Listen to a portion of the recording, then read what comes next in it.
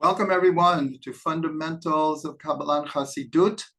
We are continuing our mini-series on the spiritual nature of water. In the class tonight, we are going to be focusing exclusively on the connection of water to the holiday of Sukkot, Hoshanah Rabbah, the last day of Sukkot, and Shemini Simchat Torah, and all of the connections that there are to water, to the metaphor and the symbolism and the reality of water. We have followed the connections of water beginning with the month of Elul, and then we did Rosh Hoshanah and Yom Kippur. And now, in a sense, we're coming to almost the climax of the connection to water. As we've mentioned, from Rosh Hoshanah through Simchat Torah is 22 days, which is the number of letters in the Hebrew alphabet. It's like saying from A to Z, from Aleph ad Tav. So from Rosh Hoshanah through Simchat Torah is one flow, especially the metaphor of water, a flow of water, energy, spirituality, tshuva, running through all of these holidays like a river.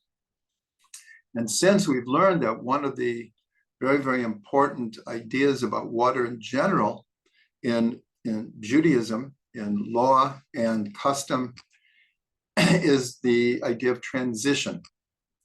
That water in so many different cases or stories represents a state of transition that we've touched on before and we will touch on more.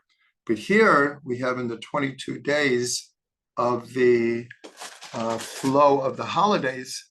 So we have the idea of transitioning. And this is especially important because from Rosh Hoshanah through Yom Kippur are the 10 days of tshuva, 10 days, the Yamim Noraim, the days of awe. And then 5 days later, we have the holiday of Sukkot. Many, many people don't make the connection between the holidays, as if Sukkot, in a sense, is its own holiday, has nothing to do with Rosh Hashanah and Yom Kippur. And that is not really a correct way to see it, is that from Rosh Hashanah through Simchat Torah is one energy, one flow, and one process of tshuva. From Rosh Hashanah through Yom Kippur, we're doing tshuva from what's called yira, from awe or fear or respect. And in Sukkot, we're doing it from love, and we're doing it through simcha. But it's the same tshuva process. So let's begin with a number of connections between water and the holiday of Sukkot. So first of all, one of the main mitzvot, other than sitting in the sukkah, dwelling in the sukkah for a full week, is the idea of taking the arba minim, the 4 species, and shaking them every day to the 6 directions. Make a blessing before, al natilat lulav, and then we shake it to the 6 directions. There are so many different kavanot, so many different beautiful thoughts and ideas about the meaning of shaking the lulav. But in the most simple level, call it the pshat, is that it's really the beginning of praying for the rains. For those who are familiar with the land of Israel, so the whole land is dependent on rainfall. This was much truer before 20 years ago, when Israel became a world leader in desalination. And so now much of the drinking water in Israel comes from desalination of water from the Mediterranean. But really, until then, for thousands of years, Israel was totally dependent, and it still is, on the rainfall. We only have one major lake, a couple of rivers, And the rest of the needs of agriculture and home use is based on rain. So when we take the Arba meaning, it is really the beginning of praying for rain. The word in Hebrew for rain is geshem, and this is the same root of the word for material or physical reality, gashmiut. And so rain represents much more than just rainfall. It represents sustenance. It's parnasa, it's a livelihood. And it has the same word, gashmiut, geshem. So that is the most simple understanding of shaking lulav. We're told that all four of the meaning, especially the river willows, the aravot, they are quite literally called river willows. They need a lot of water. And all the others also do, the citron and the myrtle and the palm. They all need a lot of water. And we're told that's one of the reasons those four are chosen. We'll develop this idea more of trying to bring the rain. But in Israel, again, for those who are familiar, from approximately middle of April to the middle of October, there is no rain. Every once in a while, in fact, this year there was, a few weeks ago, extremely unusual. There was rain in the summer. It hardly ever happens. So there's almost 6 months of dryness here. So right after Sukkot is when the rains need to start falling. So again, the idea of shaking the lulav is very, very connected with our prayers for rain. Now, the major event at the time of the temple, which still has an influence today, was called Simchat Torah. Every night of Sukkot, there was a certain ritual that was carried out. And then there was, we'll call it the original all-night parties on the Temple Mount, in the temple, where at sunset, the Kohanim, the Leviim, and all the people would go down to the spring that still exists in what's called the city of David, the Mei Shiloach, and they would draw water in one vessel, and they would bring it up to the temple in a very joyous procession. And then all night there would be music and dancing and just incredible celebrations.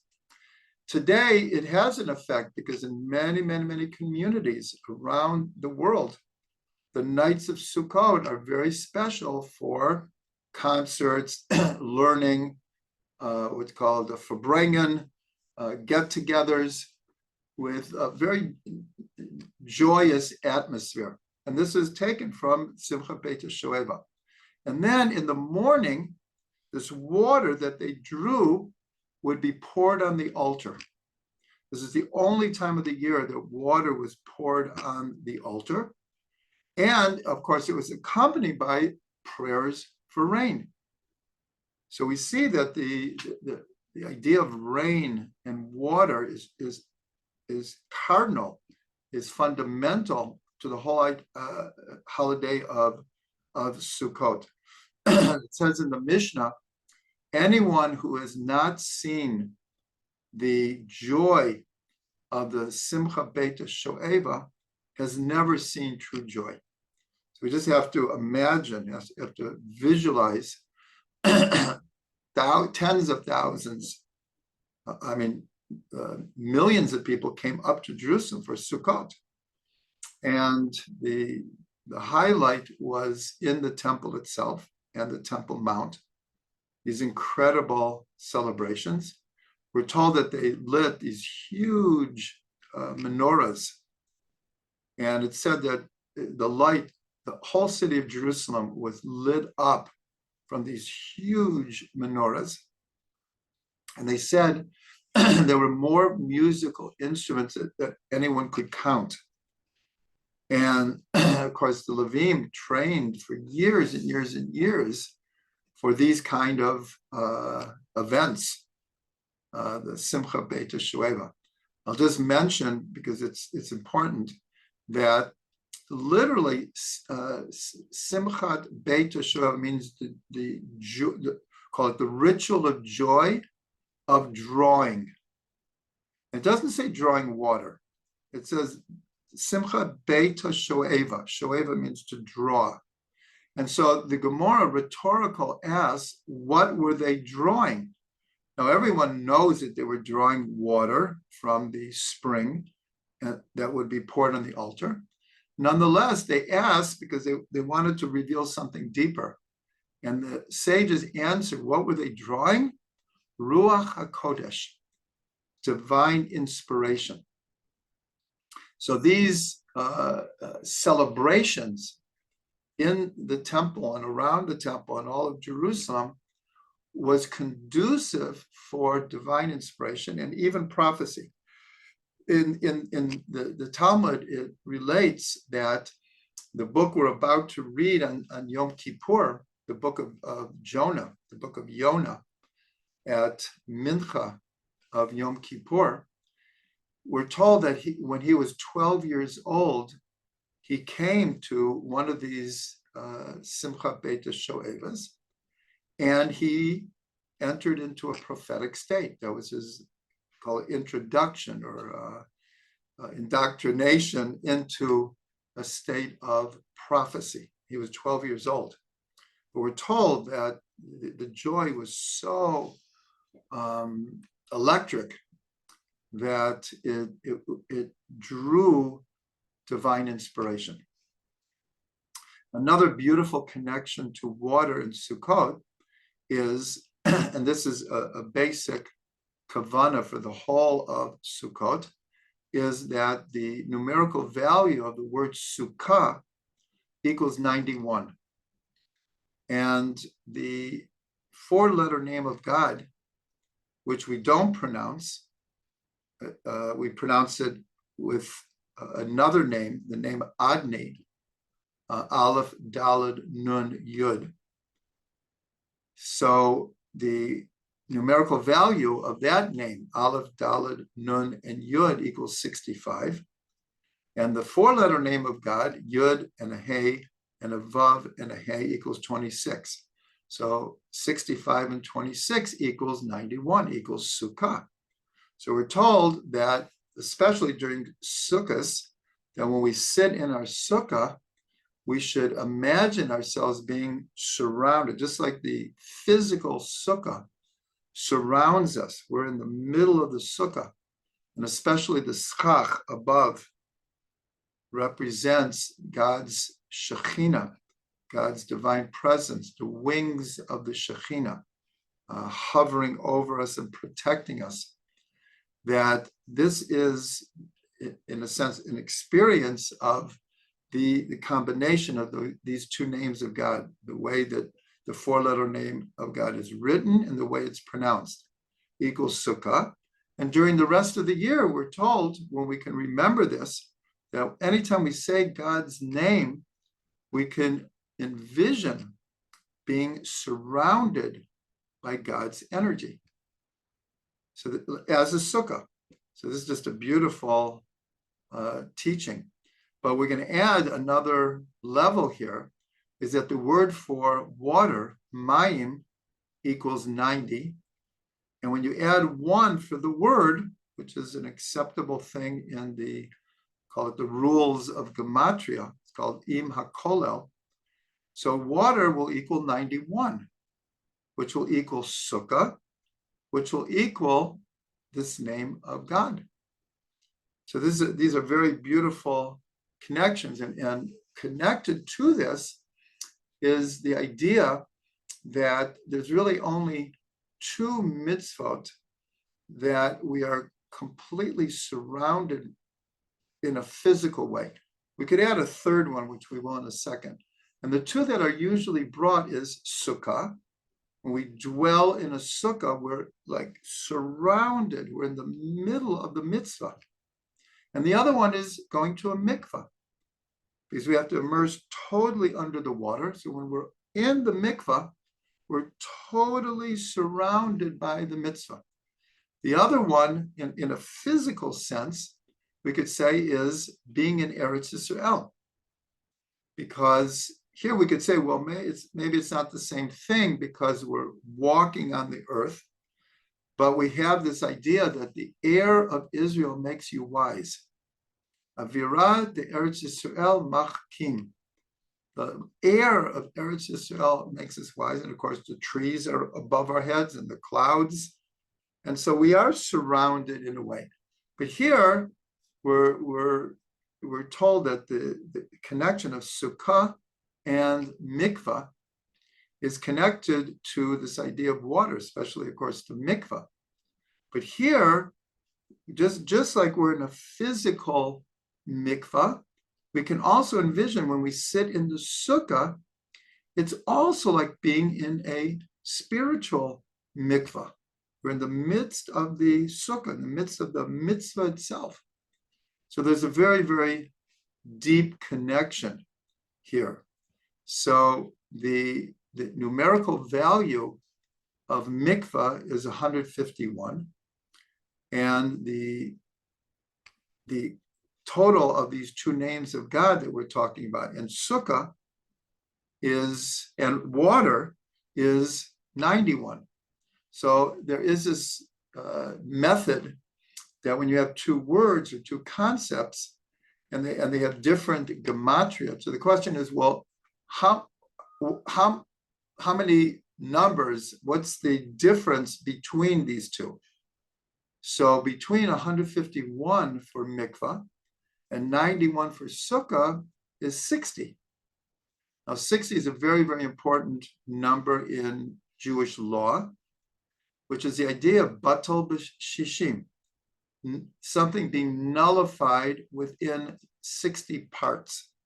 And the classic example, of course, is you have a cholent, and by mistake, a little bit of of milk happens to fall into the cholent pot.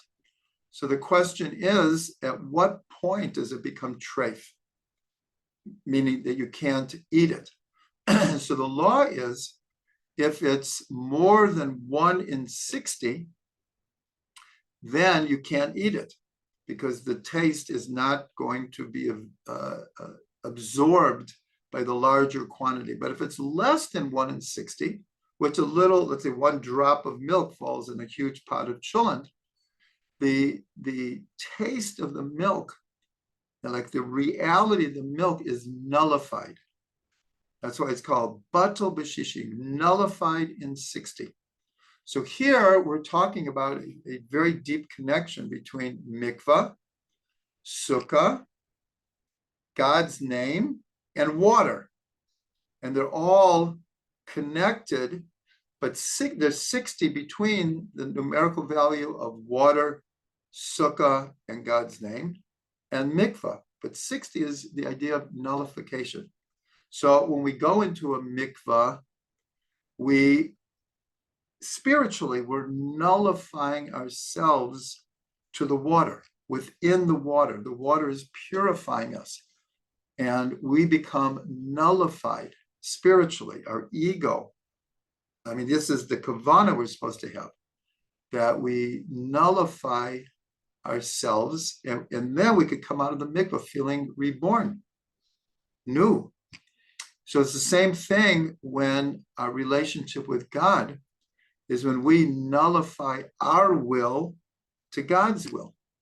This is what it says in Pirkei Avot, that we should make His will our will. So we nullify our personal ego to a higher order, to a higher reality. And the same thing of sukkah, that we're in the sukkah and we feel surrounded by God's infinite energy and light and love. So we can have the kavanah, we can have the intent of becoming nullified within this atmosphere, this ambiance called Sukkah. So these were all different connections to water in Sukkot. Each one is very important and has a lot of relevance today, as we've mentioned. The last day of Sukkot is called Hoshanah Rabbah. The Hoshanah comes from the word to save, the great saving. Now, during Sukkot, each day we make one circuit, what's called a hakafa, around the bima, which represents the altar in the temple. That's why we're doing it, because at the time of the temple, during Sukkot, everyone there would go around the altar one time with their arba minim and say all kinds of beautiful prayers. And we do this even today. We just do it in the synagogue. But on Hoshanah Rabbah, we make 7 hakafot, 7 circuits. And this is telling us this is the 7th day of Sukkot. It's the last day of Sukkot. And so everything is coming to a crescendo, a climax here. And we see that in the prayers of Hoshanah Rabbah. The prayers of Hoshanah Rabbah are very, very special, that many men will wear their kittel, the special robe that they got married in, and they'll wear on Yom Kippur. The nusach, or meaning the way we sing the prayers, and some of the prayers that we add, is like a holiday, like a full holiday, and we sing it to many of the prayers to the same chant or tune that we would on Rosh Hashanah and Yom Kippur. The idea is we're coming to the end of the holiday season. We're coming to the end of the flow of water through all of the holidays. And so we're putting it all together, Rosh Hashanah, Yom Kippur, Sukkot, all together on Hoshanah Rabbah. And when we're doing the 7 hakafot, there are different prayers for God save us. And a lot of it has to do with agriculture, the land of Israel, again, anticipating the coming of the rain. Without the rain, nothing is going to grow. And in the olden days, it would mean famine and starvation. So there are many prayers that are for sustenance and very practical, the rains, the crops. And then when we get to the end of the 7th hakafa, then there's other beautiful prayers, but at a certain point, we put down the arba minim and we pick up 5 willow branches. Now, of all the 4 minim, the 4 species that we've been shaking the whole of Sukkot, the one most connected to water are the river willows, the aravot. And so again, this represents our sincere wish, desire, prayer for the rains. And again, the rain represents much more than just rain. It represents all sustenance, not even just physical and material, but spiritual sustenance as well. And so at the end, we take the aravot and we hit them on the ground 5 times. And that represents the end of the judgment period. Even though on the 5th davening of Yom Kippur, called Ne'ilah, the closing of the gates, we have this idea, this is the sealing, this is the end of the judgment period. But we know that all the way back to what's called the Nevi'im Rishonim, the first prophets, that the judgment period really only ends at Hoshanah Rabbah. And that's why I said in the beginning of the class how important it is to see that all of Sukkot is a continuation of the prayers. But here, and this is very connected to the idea of water, because as we've learned, the nature of water in a physical sense is it always seeks the lowest point to fall to. And so this idea of bringing down the rain, bringing down all of the prayers from Rosh Hashanah through Yom Kippur, through Sukkot, we need to bring them down, and we're actually holding them in our hands. And when we shake out, meaning all of our prayers, we have to make them real now. They can't be ethereal. They can't be just in our minds. If we have New Year's resolutions, we have to make them real. And so, and again, that's the idea of rain, because rain makes everything grow. So when we get to Sukkot, with all the joy and everything, our prayers from Rosh Hashanah Yom Kippur in a certain way are intensifying, because now they're not just mental, they're not just thoughts. It's like, how do I put them in my hands and bring them into the world? So this is a very, very important idea of the prayers of Sukkot and shaking lulav. But especially we get to Hoshanah Rabbah, when we hit the willows 5 times, that represents the end of the judgment period. And what's significant here is the number 5. We take 5 willows and we hit them 5 times. And what this signifies is this connects us to the 5th prayer of Yom Kippur, which is Ne'ilah, which this is like the beginning of the sealing of the judgment. But it's not completely sealed. It can be changed. It can be peeled. And it really continues through Hoshanah Rabbah. But again, this is the idea of water, of drawing from the upper worlds into the lower worlds, from our own upper world, from the level of thought into speech, but ultimately into action. And this is the idea of water. So as we can see, the idea of water in Sukkot and Hoshanah Rabbah, how important they are. Then we get to, I'll mention one more thing about Hoshanah Rabbah, that we know that when Avram came to Eretz Yisrael, he began to dig wells. And this represented more than just physical water. This represented that, like water, Avram was trying to take the idea of one God. This, at the time, it was a very revolutionary, radical idea, an invisible, all-powerful, all-knowing God, and broke the mold of idol worship. And Avram wanted to bring it into the world. So this is represented that digging a well is into the earth, as deep as you can go. So the water, the wells that Avram was digging symbolized the new teachings that he was trying to bring into the world and establish it in the world. After he passed away, so the Philistines stuffed up the wells. And then Yitzchak came and he dug them again. He unstuffed them.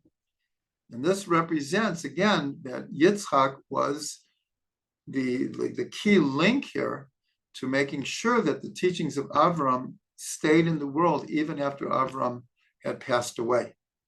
Now, I'm mentioning this because in a number of different Hasidic Sfarim books, it's mentioned that one of the ideas of Hoshanah Rabbah is redigging the wells. In other words, on Rosh Hashanah and Yom Kippur, we hopefully reached very high levels. We came close to God. We looked deep inside us, like digging wells. We looked very deep inside of us to see where we could improve ourselves, where we could fix ourselves, what we could change, what we could renew. And this is all inner work. It's like digging wells. But we all know that our attention span, especially today, is so short that by the time you get to Sukkot, it's just like, oh, Rosh Hashanah Yom Kippur is like, seems like years ago already.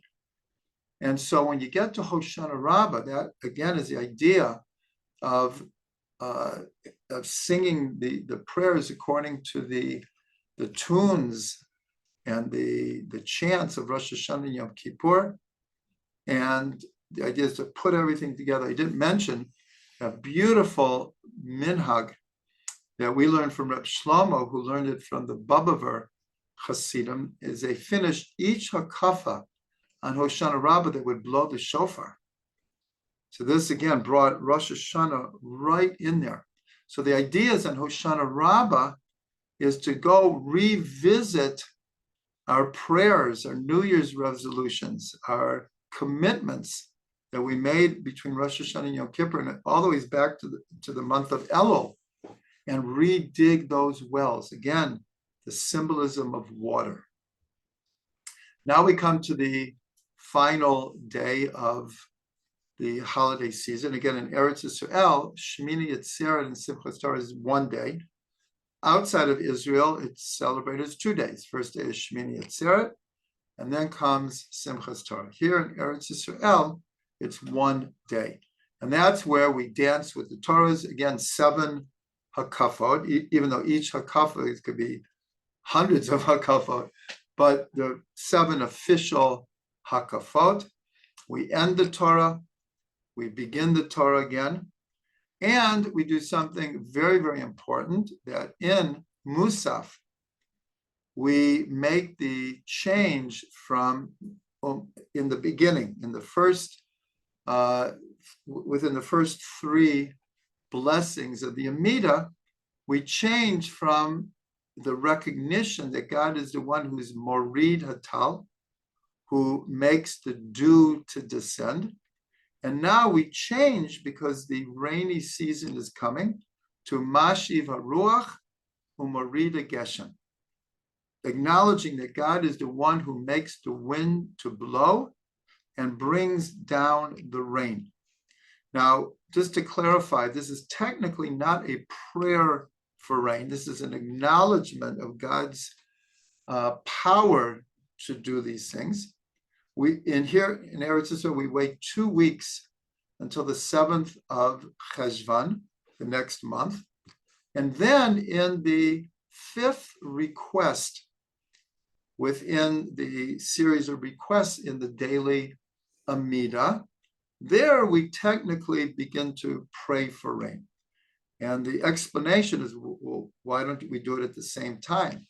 Is we're told that in the ancient days, people came from all over the diaspora to be in Jerusalem for the 3 pilgrimage festivals, Pesach, Shavuot, and Sukkot. And so Pesach and Shavuot were past the rainy season in most years, but by Sukkot, it could, every once in a while, it does rain on Sukkot itself. The rainy season is coming. And so many people would come from Babylonia and other places. At the time of the Second Temple, 10% of Rome and Alexandria were Jewish. In other words, the diaspora was in full bloom at that point. And so if it would start raining right after Sukkot, the people would have a very difficult time getting back home. Many of them traveled hundreds and hundreds of miles. In the old days, it's not like now where you can go 60 miles an hour in your car or jump in a plane. It could take them weeks to get back. So we would wait to actually pray for rain for 2 weeks in order that all the people could get home safely. But here, we'll go back, is the significance. We're making the transition from acknowledging, and we're mentioning now for the first time in 6 months, Mashiv HaRuach u'Morid HaGeshem. So in Musaf is when we do this, and there's a special prayer that we insert in the Amidah to pray for rain. It's called Tefillat Geshem, the prayer for rain.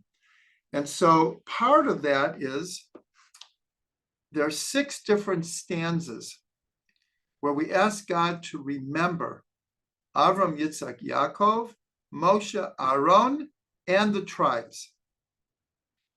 And each one begins Zachor. Remember Abraham, remember Yitzhak, remember Yaakov, etc. And then it mentions a incident in their life or some mitzvah tradition that they're connected to water. And so I'll just read one of them. Zachor av nimshach achrecha kamayim. Remember the father, this is talking about Avram, who was drawn after you like water. Berachto ke'et shatul al palgei mayim, and you blessed him.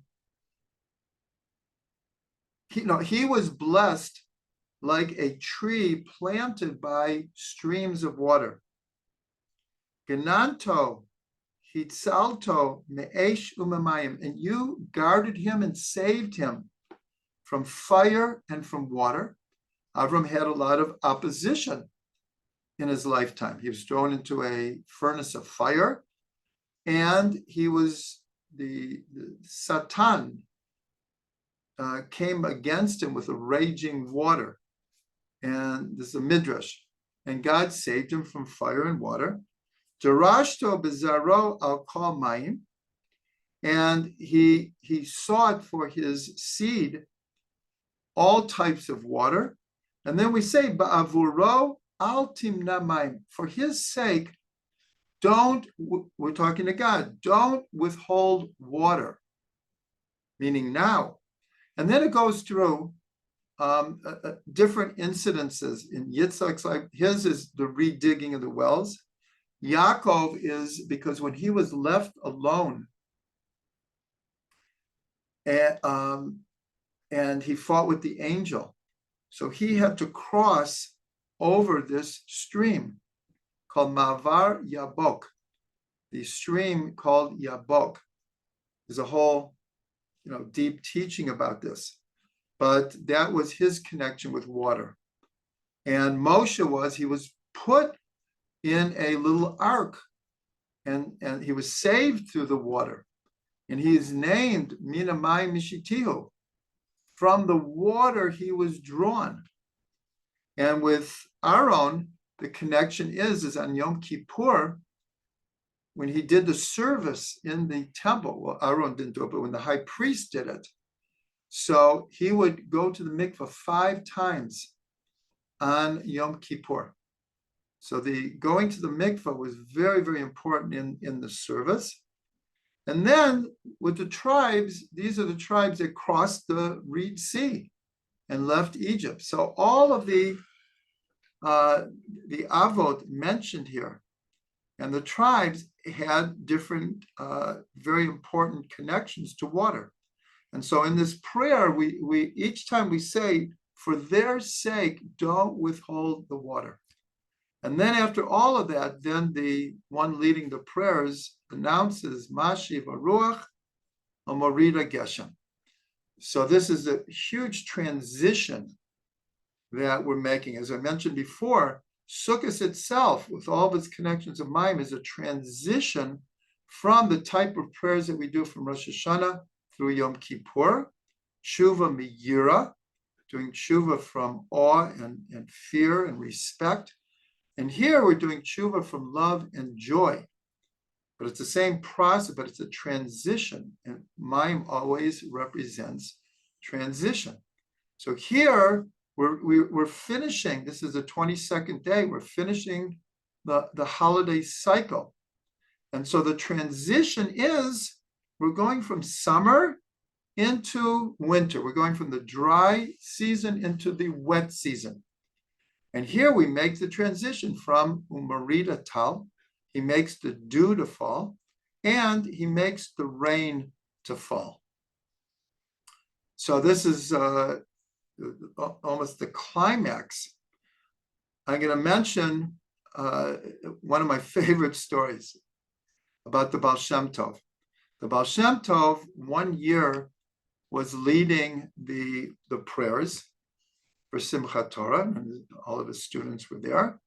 And so when he came to announce Mashiva Ruach Umorida Geshem, so he went like this: Mashiva Ruach Umorid HaGeshem. So his students assumed what he meant was he makes the wind to blow. So he's making a hand motion like wind. He makes the wind to blow, and he makes the rain to fall. So he's bringing down the rain with his prayers. Later, the Baal Shem Tov explained to them he had a completely different intent. And it sounds a little bit funny, but he knew what he was saying. So when he went like this, Ma Shiva Ruach. Now the word in Hebrew for spirituality is ruchnius, ruchniut, from the word ruach, which means spirit or wind. So the Baal Shem Tov went like this: enough of this ruchnius, enough of this spirituality. It's time to bring down the rain. But here, as we said, it's more than rain. It's time to bring down all of our prayers into reality, into Gashmiut. So what he was saying, again, it sounds a little funny, but he nailed it. He nailed it. He said, we're done with the 22 days now. And we've had from the beginning of Chodesh Elul for prayers and prayers and prayers. Now we have to do it. We have to do it. So that's just one of my favorite stories, And again, that's the whole secret of taking the Arba Minim in our hands during Sukkot to make it all very real. I'll end with one last thing, that when we do the Hakafot on Simchat Torah, so first we open up the Holy Ark and we say a series of verses, and then we take out the Torahs and we dance with them. So the first verse that we say is Ata Hareta Ladat, Ki Hashem Hu Elokim Ein Od Milvado. You have been shown to know that the name Yud Kei Vav Kei is Elokim. There is none other than him. There's nothing else but God. So again, the key word here is dat. You have been shown to know. So, and this is the opening of Simchat Torah. So this reminds us of the verse from Isaiah, which is actually the closing statement of Rambam in his classic work, the Mishnah Torah. The last two chapters of Mishnah Torah are about Mashiach.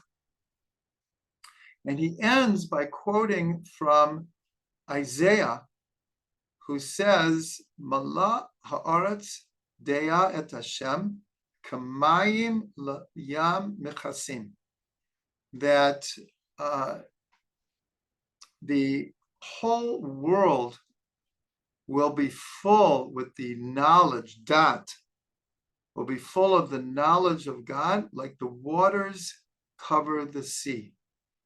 So here's just one more beautiful hint to water, is when we start Simchat Torah, we're saying you've been shown to know that Yud Kei Vav Kei is Elokim. There is nothing else. And then we're told that when Mashiach comes, this knowledge will cover the earth like the waters cover the sea.